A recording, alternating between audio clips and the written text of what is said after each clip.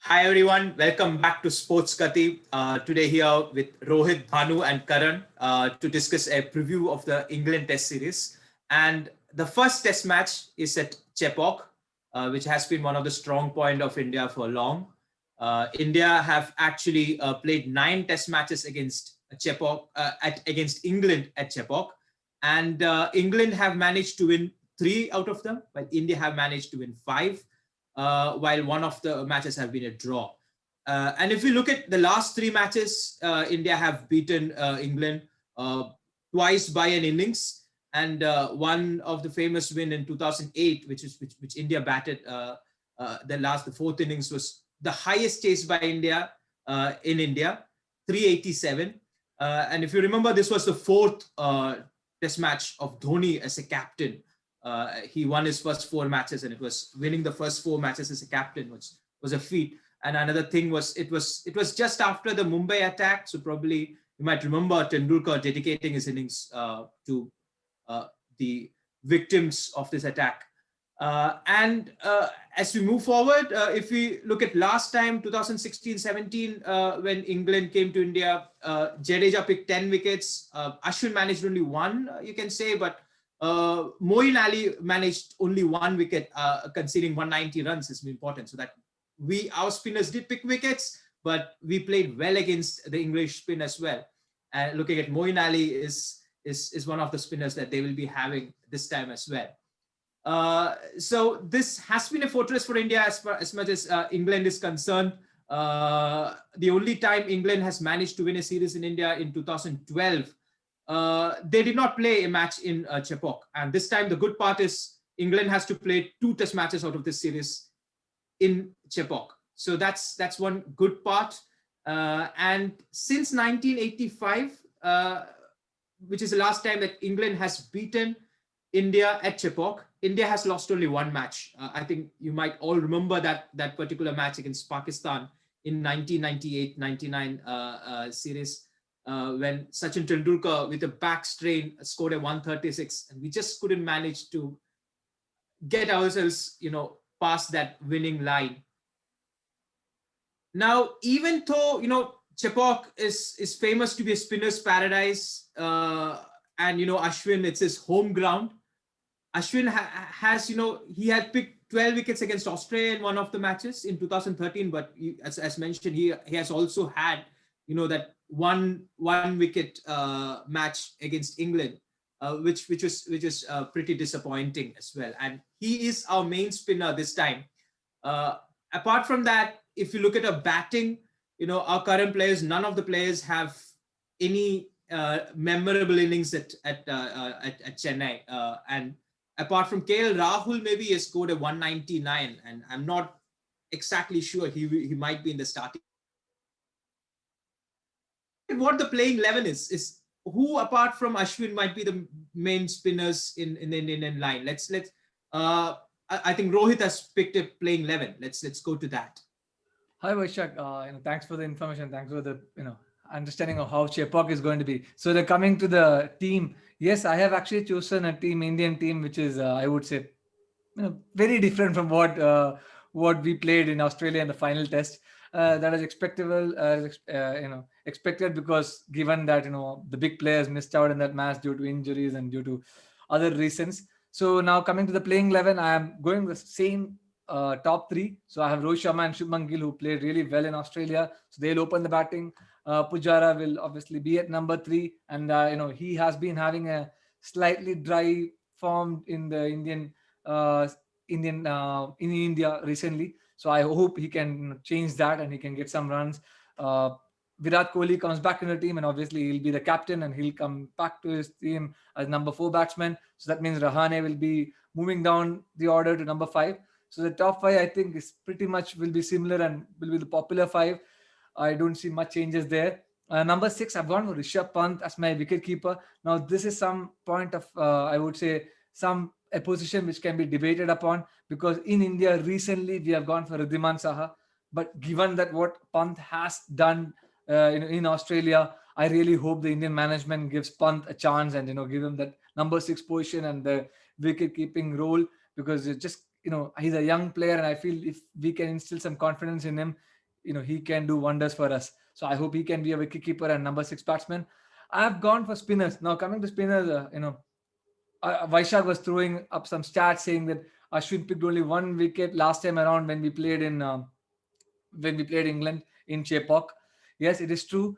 But I expected a different Ashwin to come here. That was the final test of a match. So I think this Ashwin, the first match of a test, I expect him to perform really well. But at number 7, I've gone with Akshar Patel as my all-round spinner. Now, this was a position which again I think can be debated upon. So I had a choice between Washington Sundar and Akshar Patel. I've gone for Akshar Patel because of his variety he gives. Because for me, Sundar and Ashwin are two similar kind of spinners. They both ball right arm off spin, similar height, and Ashwin is a way superior bowler. So playing Sundar as second spinner in that does not give much of variety. Whereas Akshar Patel, as a left arm spinner, gives you that variety, and he in many ways is like Jadeja, obviously with not the same consistency, but And the other part is Akshar Patel. Now, many will say that Sundar is batted well in Gaba, so he is a better batsman. But when I look at the first class numbers, Akshar Patel averages 36 in first class compared to Sundar's 31.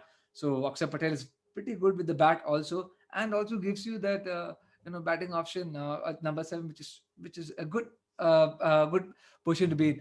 For Kuldeep Yadav, I've gone for the other spinner, third spinner, and that is because I felt it was very unfortunate of him to miss out that final test at Gaba. Personally, I wanted him in the team, maybe even over, say, someone like Natarajan. That is because I felt, he firstly, in Australia, I wanted him because he performed well in Australia. But here, I feel in Indian pitches, he always has been our third spinner. I know he has not played recently, but I think he deserves his place, and he will add that extra variety with his Chinaman bowling. So I feel he should be a third spinner and our number 9 player batsman here. Ishant and Bumrah have gone for the pace attack in them. Now, yes, we have a lot of options in Siraj and other options, who played in Australia, and other bowlers we have in the Indian team. But I've gone for Ishant and Bumrah because they are our main two bowlers. Come on, once they are fit, they need to play. Now, yes, Bumrah has not played in Asia, but then I think this is the time. This is the time he plays his first match, and it's a big series, and we need to win. I think Bumrah gets to go here now. So this is my playing 11 for India. Now coming to England, now there are few changes from what you must have seen in Sri Lanka. So I have picked this team as a mix of what I saw in Sri Lanka and also what I've been following England for some years, or what I've seen, what I think their best 11 is. So yes, there can be some debatable positions. Maybe after I pick my 11, maybe Bhanu can chip in his opinion on what he thinks the 11 can be. So coming to the England 11, I've gone with Sibley and Burns as opener. Now Burns did not play in Sri Lanka, but I've picked Burns here because Burns has been the opener for England back in England, and he's their opener. Crawley for them generally bats at number 3. He scored a wonderful double century if you remember last year. So Crawley bats at number 3. I know he opened opening, but I feel once Burns come back, he will take the opening slot and Crawley will move to number 3.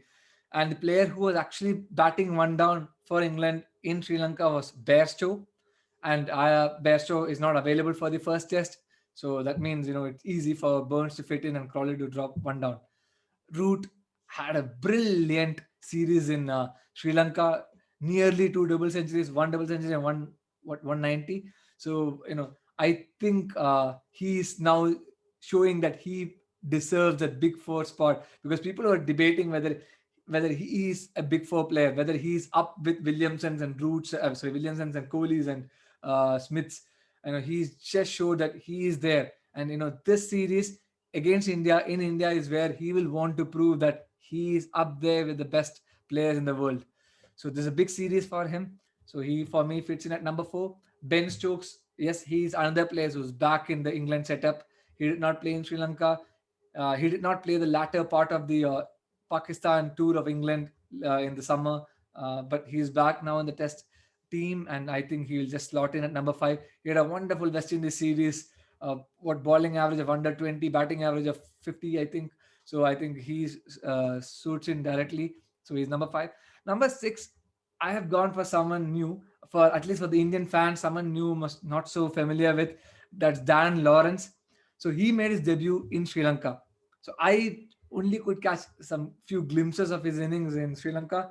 And to be fair to him, he played well. I think he scored a 70 odd in the first test, and he looked very composed while batting, even while playing spin. So I think he will play at number 6. Now that's a position which is under, I would say, debate in many ways, because whether to play the extra batsman or whether to play a third spinner or whether to play a third pacer. I myself had some thoughts on that, but I've gone with Dan Lawrence at number 6 is because I feel first test England would not want to lose. England will want to have that extra cushion of a batsman.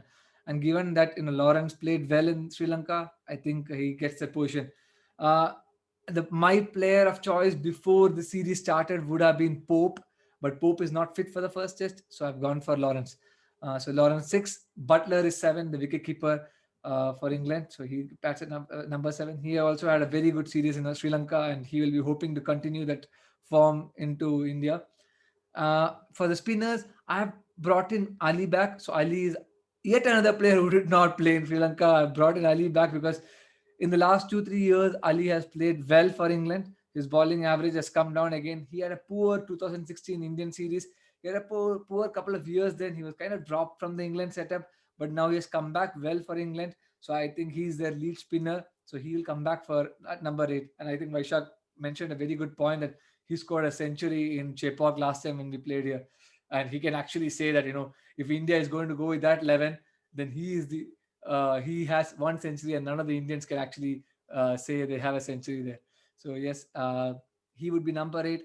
Now coming to the second spinner in England, I've gone for, like, I have actually kind of not sure who the second spinner is, but from what I have seen, I will be going with Leach over Dom Bess. Now the reason is because many will say that, oh, Dom Bess took 5 wickets in the first innings against Sri Lanka in the first test. Yes, but from what I saw since then, is that Jack Leach bowled wonderfully well.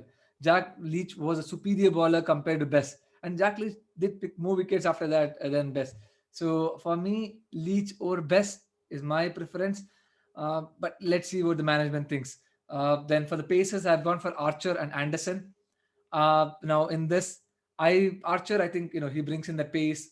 He's the bowler who can trouble us even on a dead pitch possibly. So I've gone for Archer. Anderson, oh come on, like I can just keep talking about him. He is aging like fine wine. His stats are getting better and better. It's not just maintaining the stats; he's getting better by the day. So that's wonderful. I don't know how he's managing that. So what he's doing is incredible. So I expect Anderson to play the first test over Stuart Broad. But I don't expect him to play all 4 tests in the series. I expect him to play this test and maybe the ping ball test, the third test in Ahmedabad. So I expect him to start here and let's see what goes on. So this is my playing 11.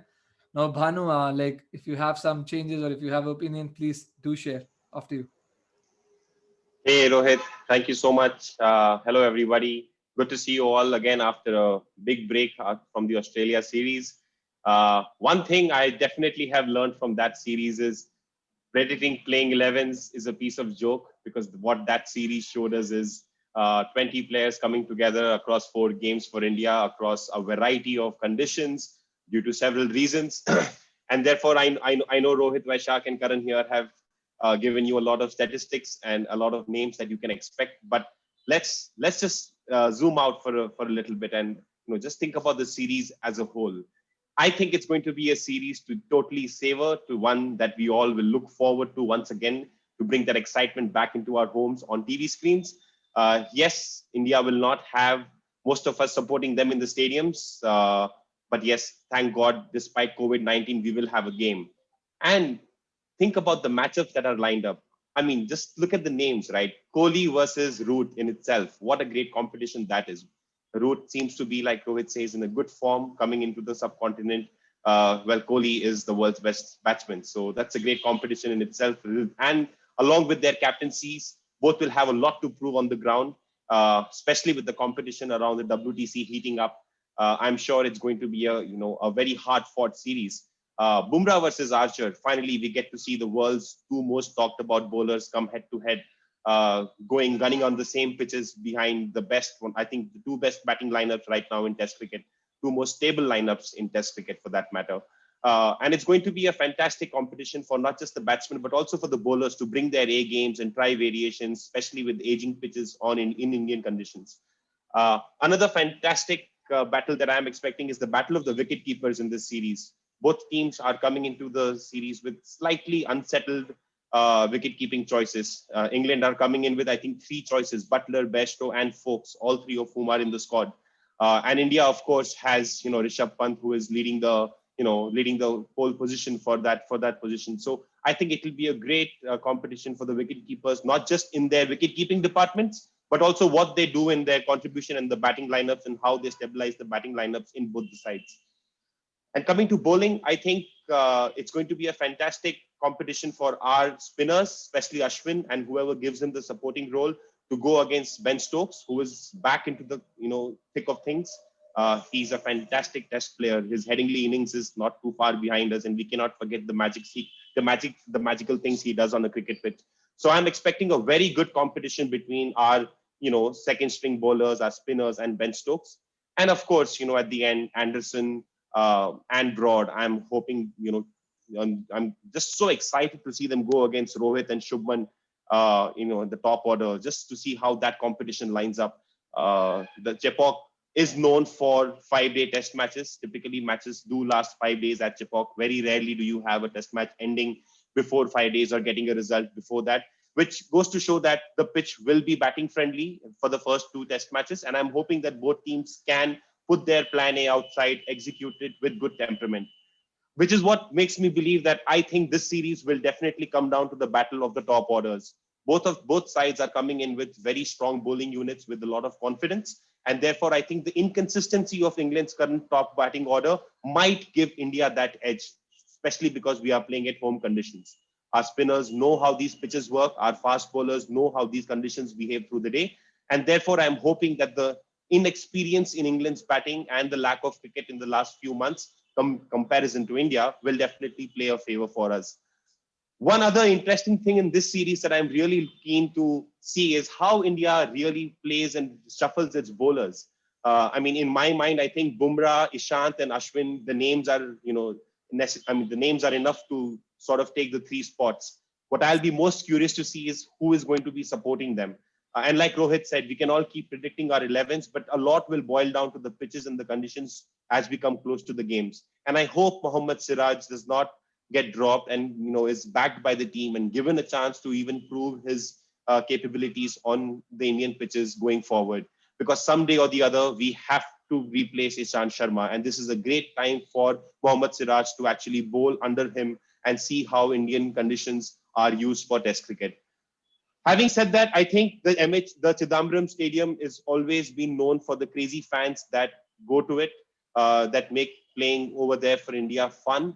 And this time in their absence, I hope all of you keep tuning in and listening to us and keep sharing your views with us. We hope it's going to be a fantastic series. Drop your opinions, drop your playing 11s in the comments below. We would love to see what some of you think can be the playing 11s. And I'll pass it on to Karan now for the closing comments. Thanks a lot for that beautiful insight, Bhanu, Rohit, and Vaishakh. So post the pandemic, the one thing that is really most of the test playing nations have been doing is been playing test cricket. That's predominantly because of the World Test Championship. So I'm pretty sure that if you guys have been following us, we've had a discussion on this every series with respect to which team qualifies for it and how many points it's going to get through. Because what happens is eventually from the 9 teams, the top 2 teams will qualify for the finals, which happen in Lords on between 18th and 22nd of June. Now, India predominantly is playing for that, and in India's test results in Australia helped them to be at the top right now. India is number 1 as per the rankings at this point of time, and New Zealand is number 2.